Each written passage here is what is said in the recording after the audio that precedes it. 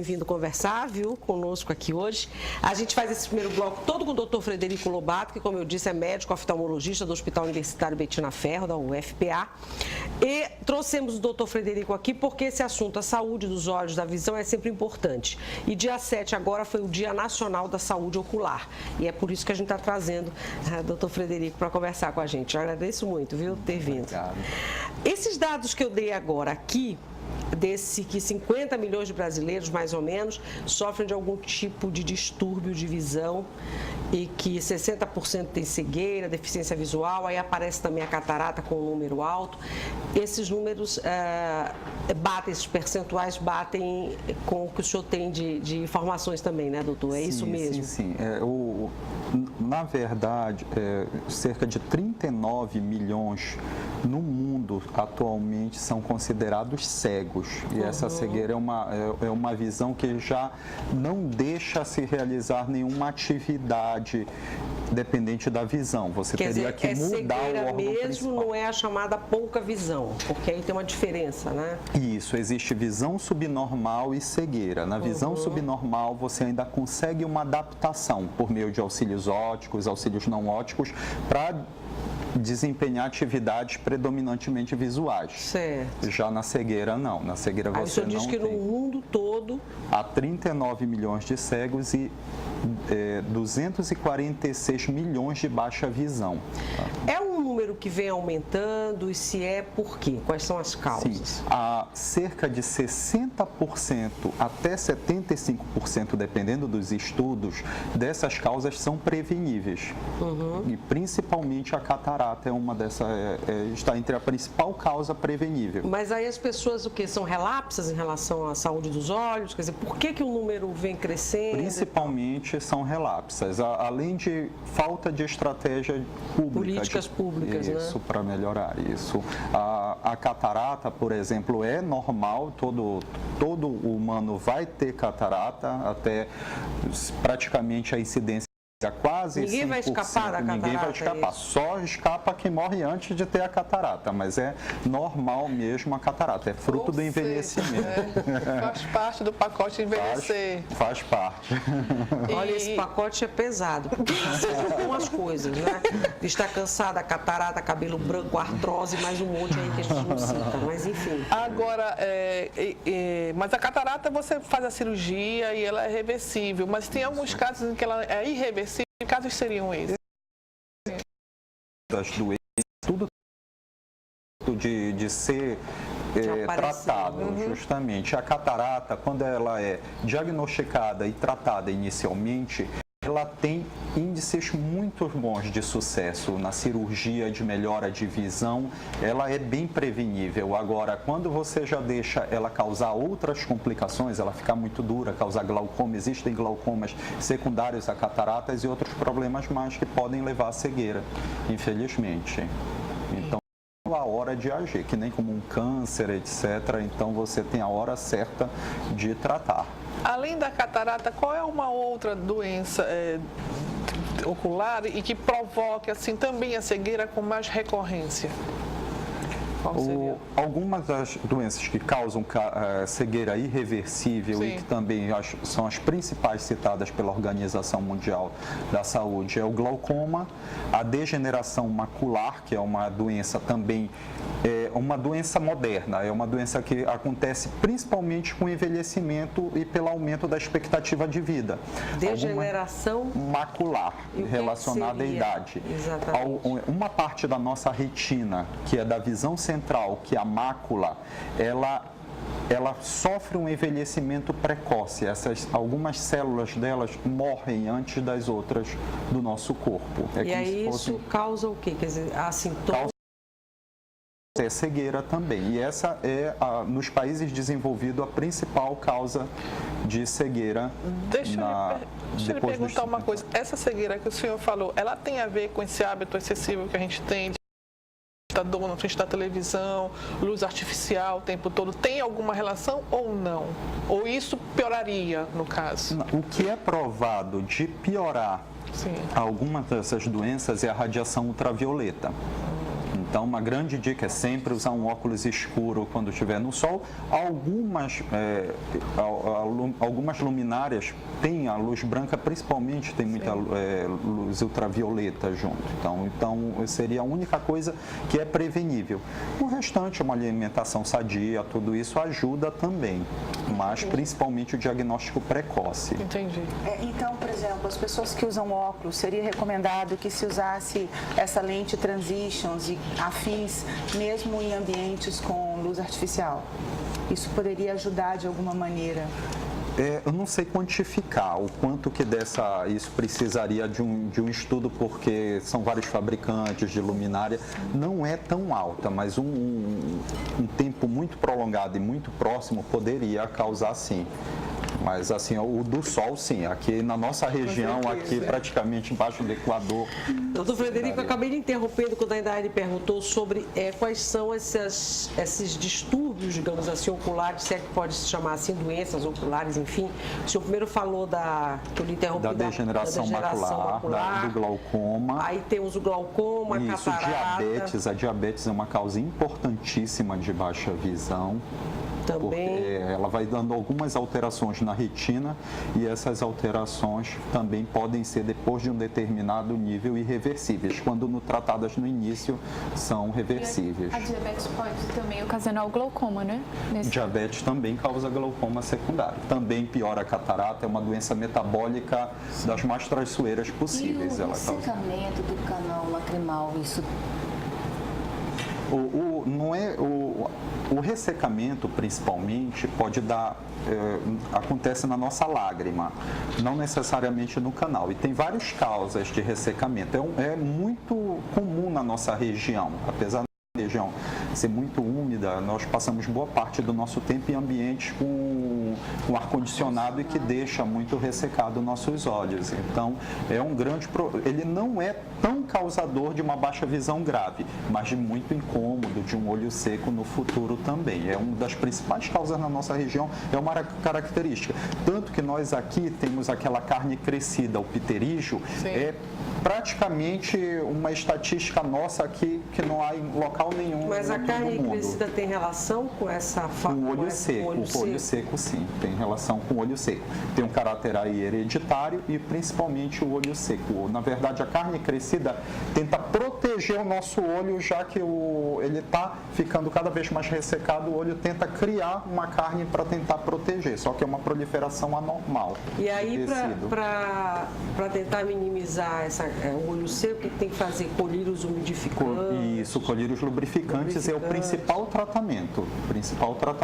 E também uma pesquisa junto com o oftalmologista para ver aonde que está causando, porque a nossa lágrima tem vários componentes, às vezes é um componente específico que está causando isso.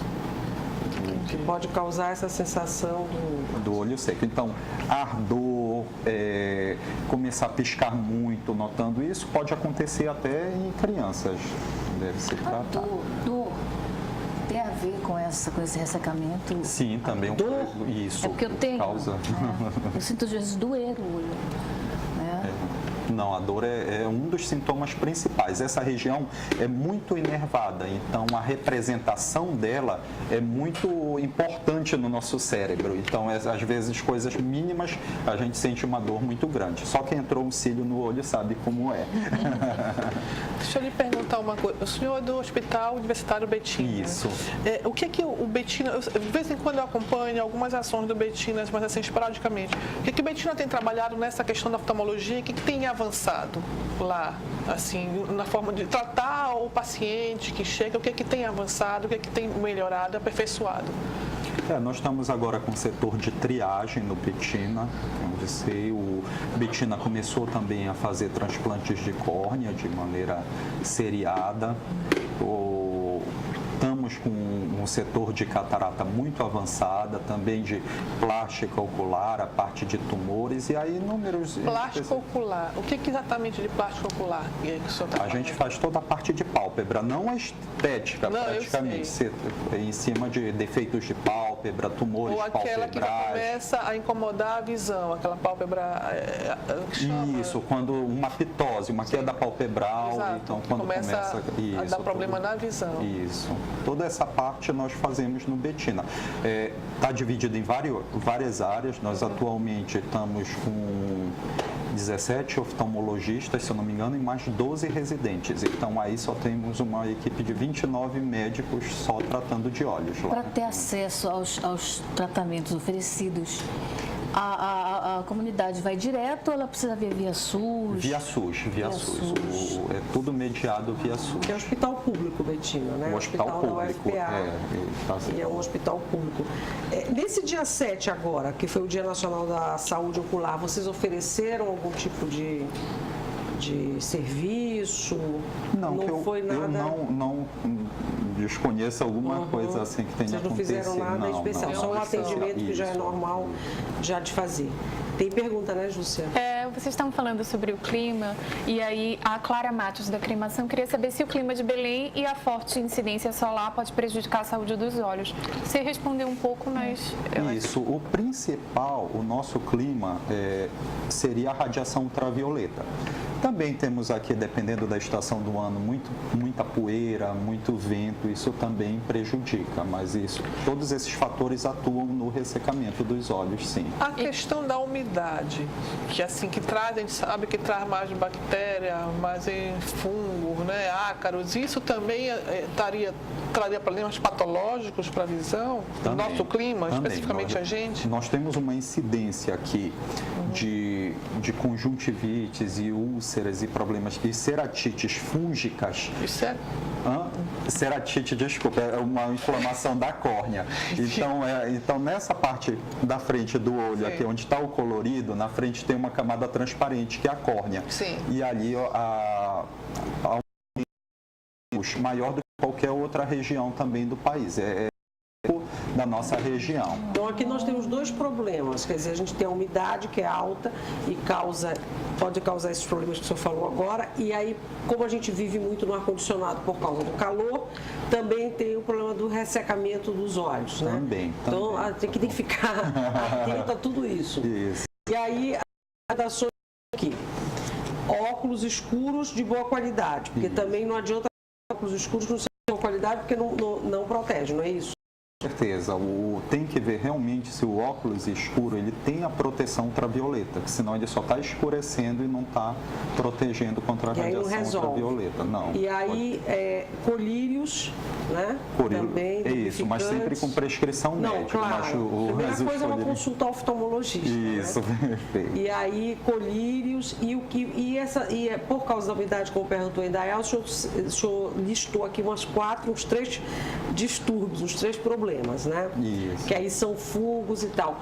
O que a pessoa sente? Quais são os sintomas e que diz assim, não é o momento de procurar qualquer oculista? O que é ardor, os olhos ficam vermelhos? O globo ocular ele é muito sensível nesse aspecto. Então, qualquer coisa diferente, ele realmente avisa o nosso organismo. Então, qualquer baixa de não deve se procurar o oftalmologista. O senhor falou irritação da córnea, é isso? Existem ceratites. Ali é um caso pelo fungo. Não é tão frequente em termos de todas as patologias, mas a incidência dela é maior do que nas outras regiões do nosso país. Que tem esse fungo na córnea. Isso. E aí causa um problema também. Isso. E os sintomas são o quê?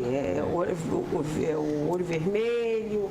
O que baixa a pessoa visão, sente? olho vermelho, ardor, irritação. Coceira. Também, coceira. Mas a baixa visão é uma coisa que vai se dando a longo prazo, ou não? Como é que funciona isso? Não necessariamente. Alguns anos atrás, por exemplo, nós tivemos um surto, principalmente causado por fungos, por lente de contato. As pessoas compravam lente de contato até em camelô, que estava sendo vendido lente de contato. Nessa história. Então, nessa época, começou a se ter várias ceratites, úlceras e perfurações. Pacientes jovens, adolescentes com perfuração no olho, perdendo o olho por causa que estavam usando de maneira indiscriminada a lente de contato. Então, E a utilização de maquiagem pode prejudicar? Pode, Isso a gente está perguntando aqui em causa própria. Nós usamos maquiagem aqui todos os dias e a gente quer saber se isso também causa algum problema.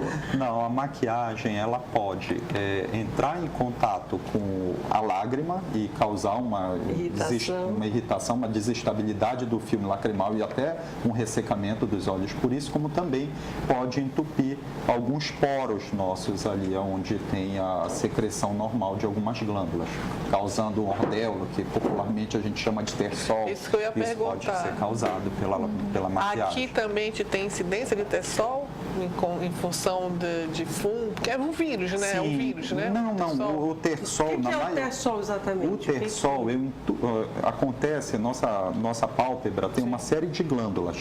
Essas glândulas, elas secretam uma secreção que ajuda até na composição da nossa lágrima, um pouco de gordurinha. Essa gordura, quando o poro dessa glândula ele entope, fica a secreção parada, essa gordura parada. E aí começa a crescer bactérias e com isso causa uma inflamação depois, que fica como se fosse o tersol, popularmente, mas o nome é ordelo dele. Por isso é importante tirar a maquiagem todos os dias, fazer a limpeza, Sim, né, fazer a dos limpeza olhos. da maquiagem. Bem como usar uma maquiagem de boa qualidade, Sim. né? Eu queria fazer Tudo de boa qualidade é sempre melhor, mas o negócio Só é é que o tudo é mais preço. caro. Eu queria perguntar sobre a conjuntivite, porque muitas vezes na universidade a gente tem aluno que tem conjuntivite e fala, não, eu vou colocar um óculos de sol e vou para aula. E aí na semana Tem aquela seguinte eu história, tenho 8 alunos com conjuntivite. Né? O que deve ser feito quando realmente a criança, o adolescente, o jovem, ele tem a conjuntivite? Ele tem realmente que ficar isolado? Por quanto tempo? Sim, tem um grande grupo de conjuntivite, mas as conjuntivites infecciosas, que são principalmente virais e bacterianas, elas têm uma transmissibilidade muito alta. Então, realmente, o ideal é ficar afastado nesse período, ao menos que ela está transmissível. Então, aí a avaliação vai depender muito do tipo de conjuntivite. Então, depende da avaliação com o oftalmologista. Então quer dizer que eu posso colocar para fora o aluno que aparecer com conjuntivite na sala? Sim, mandar ele com o oftalmologista. Botar para fora dizendo para ele procurar um médico. Porque aí dependendo vai para casa época, fazer outra coisa. Enfim. E esses deslocamentos de retina? Porque eu já vi várias histórias de pessoas que têm deslocamento de retina e não sabem, às vezes por um acidente ou às vezes do dia a dia mesmo. Isso, o descolamento de retina, ele... É descolamento. É descolamento. É que a gente fala deslocamento, não é, né? Que é descolamento. Descolamento. A gente acaba confundindo. O descolamento de retina, ele tem uma incidência, não é a principal causa de baixa visão, não é uma das 4 principais causas, mas mesmo assim ele é dramático para quem acontece em alguns casos. E existe tratamento para a grande maioria, o tratamento é dependente do tempo, ou seja, um descolamento muito antigo, aquela retina vai ficando inviável e não tem depois muito resultado quando se tenta colar ela novamente. A retina, na verdade, é como se fosse o filme do nosso olho. Se o nosso olho comparar com uma máquina fotográfica, a retina é como se fosse o filme. É lá realmente que entra o estímulo luminoso que a gente capta do ambiente e lá é transformado no impulso elétrico que vai para o cérebro. Então, mas aí esse descolamento, ele pode ser causado, como perguntou a Júcia, ou porque um acidente, alguma coisa, ou com o tempo algumas pessoas podem ter esse problema, né? Isso tem um motivo, uma causa... Tem uma causa mecânica, que assim, que faça interferência. Existem 2 tipos de descolamento. O principal existem descolamentos que são por líquido que se acumula atrás da retina. Algumas doenças causam isso. Uma delas, a diabetes, causa descolamentos, traciona ali a retina também, causa uma tração. Sim. E outros é quando tem um buraco na retina que permite também o líquido que flua por baixo dele. Então, esportes, algum acidente pode causar esse descolamento. E algumas pessoas, principalmente altos míopes, mas algumas pessoas também têm alguns pontos na retina que eles são mais falhos.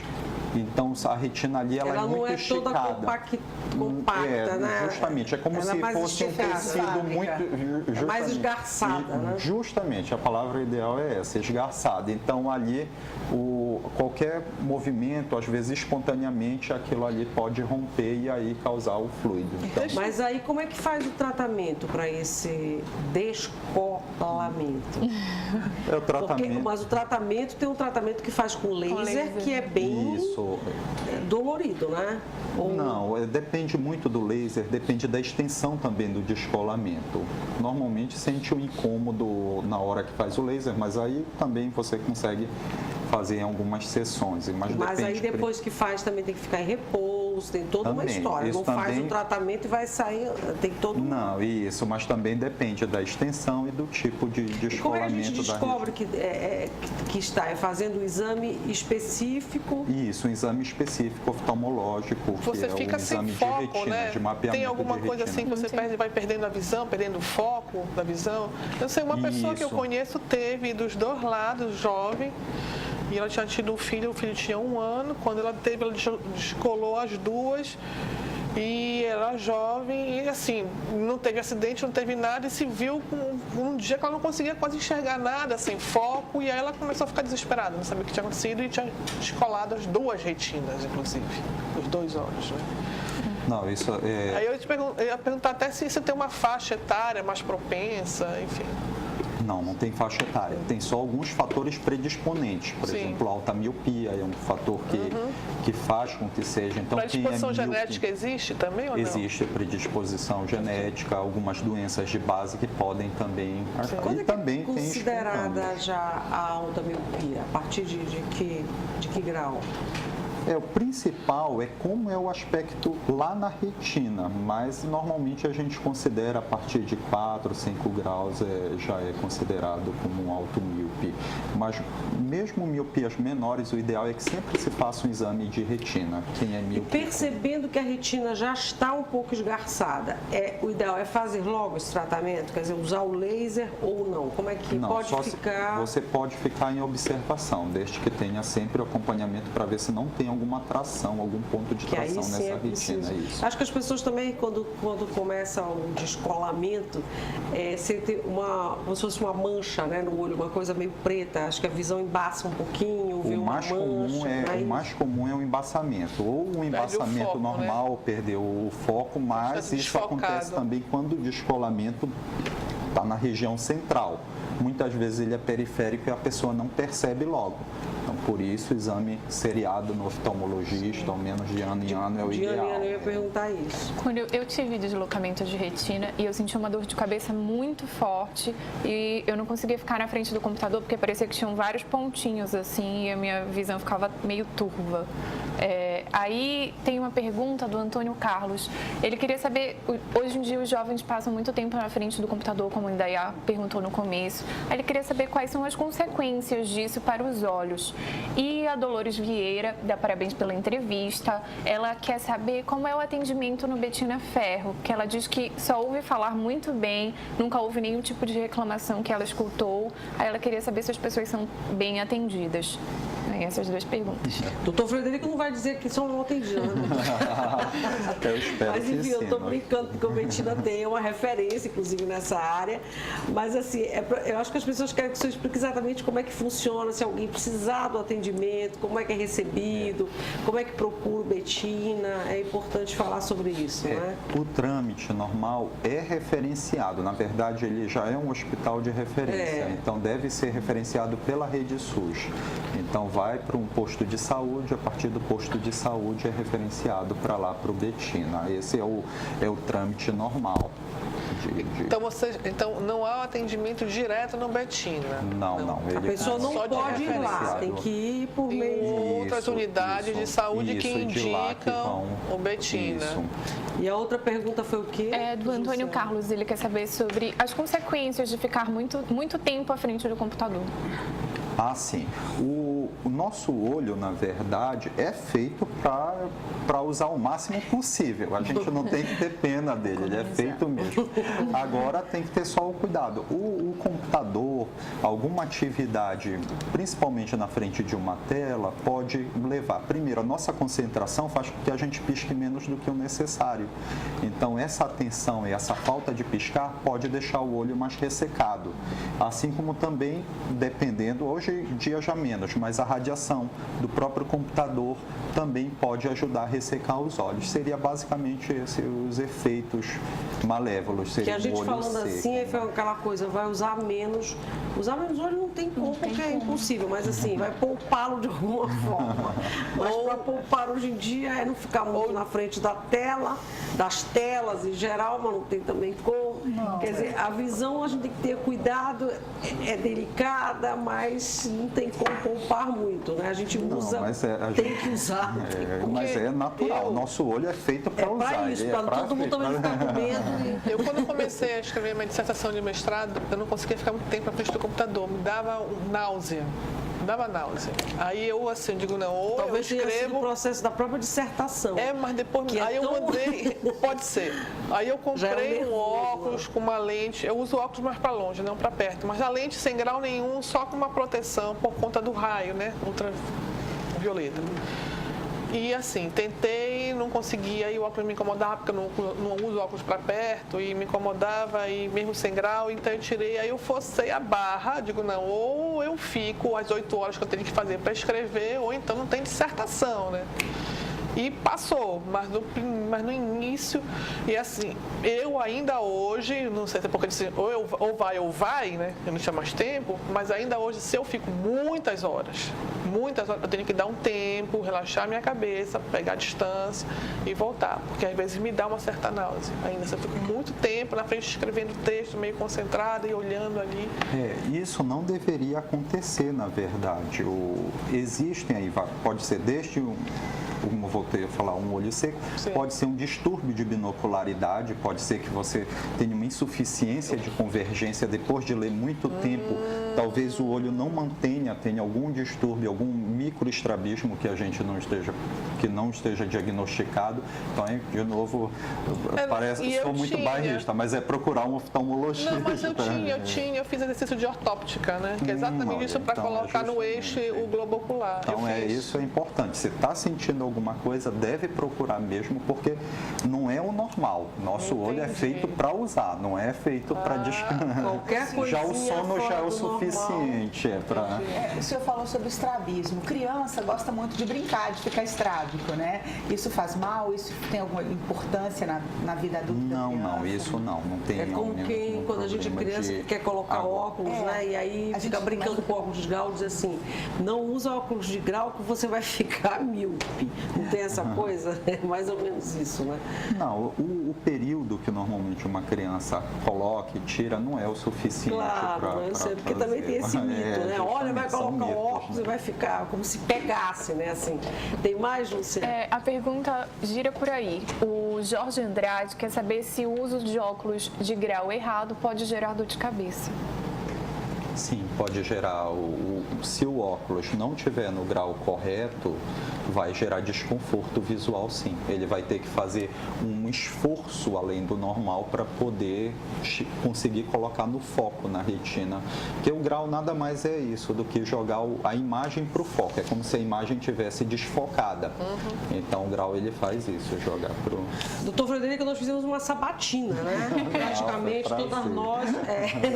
Eu vou chamar o intervalo daqui a um minutinho. Teve alguma coisa que nós não perguntamos, que o senhor considera importante, ou que o senhor queira fazer um alerta para a população, aproveitar aqui a TV Cultura para fazer isso, sobre cuidados com os olhos, enfim? Eu agradeço. Eu acho que o grande cuidado é sempre procurar um oftalmologista, um profissional médico realmente formado para isso. Algumas coisas que a gente não se dá conta, às vezes, acha que está normal. É muito comum o ser humano se acostumar a algumas condições suas. Então, é típico isso, a gente se acostumar e ir deixando para lá, enquanto deve procurar logo e ver, porque como qualquer outra doença, o diagnóstico precoce é fundamental para o tratamento. E alertar principalmente principalmente a principal causa de baixa de visão prevenível em países subdesenvolvidos é ainda a do Brasil, que é a catarata. Então, e a catarata, a pessoa tem que começar a se preocupar a partir de que idade? A catarata, existem vários tipos de catarata, inclusive tem crianças que nascem com catarata congênita. Que a gente associa logo a uma doença da pessoa com uma idade mais avançada. Isso, mas não necessariamente. Agora, o principal tipo de catarata é a catarata mesmo relacionada à idade. E essa catarata é muito prevalente depois dos 50 anos. E aí tem que procurar também o oftalmologista, fazer os exames. Isso, justamente para poder diagnosticar e tratar, de preferência inicialmente. Eu tenho muitos pacientes que têm uma tendência a adiar, a achar que é uma coisa boba e tentar adiar essa catarata, operar depois, achar que tem normalmente problema. Hoje em dia, quem tem idade tem um neto que está ajudando a criar, tudo isso é uma característica nova da nossa sociedade, isso. Então, acabam deixando para depois isso e acaba acarretando problemas, complicações nos olhos. Quer dizer que é o que você falou, se sentir alguma coisa estranha, ou é um ardor, ou é uma espetadinha, o olho está muito tempo vermelho, procurar logo. É o que você falou, a gente se acostuma, né? Acaba se adaptando e acha que é normal uma coisa que já está dando um sinal de que algo está errado, isso, né? E aí é bom averiguar logo. Ok, lhe agradeço por ter vindo, a gente vai precisar sair agora, tem pacientes para atender, né? Nesse primeiro intervalo, mas agradeço muito por você ter vindo, tá bom? Dr. Frederico Lobato conversou conosco, é médico oftalmologista do Hospital Bettina Ferro, que é o hospital da Universidade Federal do Pará. E nós vamos para o intervalo, rapidinho, porque no próximo bloco vamos conversar sobre um projeto muito interessante, que é o Guamá Bilíngue. Quem vai bater um papo com a gente é a Rita de Cássia Paiva, que é coordenadora desse projeto, é professora universitária e vem contar pra gente. Você vai gostar, é bem interessante, ganhou prêmio, inclusive, nacional agora recentemente.